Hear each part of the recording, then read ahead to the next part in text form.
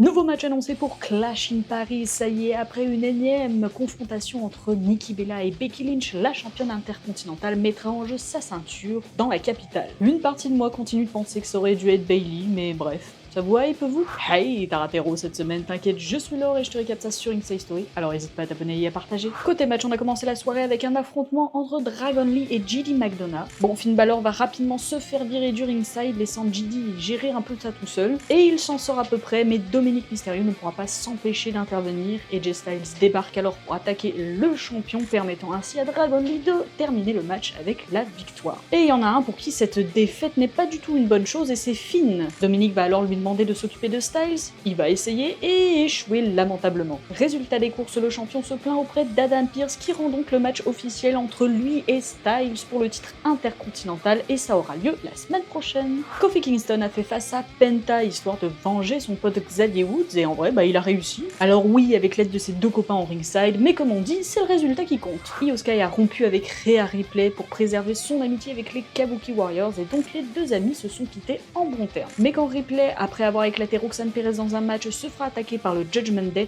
Sky est de retour pour l'aider, montrant que l'amitié est plus fort que tout. Et ça fait encore péter un câble à Asuka qui exige que Sky cesse de parler avec Rhea Ripley et donc à voir. Et dans le main event, on a eu Bron Breakker et LA Knight qui se sont affrontés, sachant que les deux avaient déjà commencé à se battre en coulisses avec Roman Reigns et Bronson Reed. Bref, comme d'habitude, Seth Rollins finit par débarquer, ce qui déconcentre Knight, qui se mange donc un spear et qui donne donc la victoire à Breakker. Et comme d'habitude encore, c'est la baston en post-match. Jey Uso, CM Punk et LA Knight font fuir le clan de Rollins, mais les trois finissent par s'embrouiller avec un Jey Uso qui, écoutant Roman, pense maintenant à lui-même et rompt tout le lien avec CM Punk avec un super kick. Côté promo, Roman Reigns et Bronson Reed se sont fait face avant leur match à Clash in Paris, l'autre ici demandant à l'intéressé de lui rendre ses chaussures et de le reconnaître. Spoiler, ça n'a pas marché du tout et ça a mené à une grosse baston entre les deux. Stephanie Vaquer ne sera finalement pas là à Paris, voilà, on est tous très tristes. Et enfin, Bayley entend toujours plus de voix dans sa tête, si bien que Lyra Valkyria va demander à ce qu'on aille vérifier qu'elle aille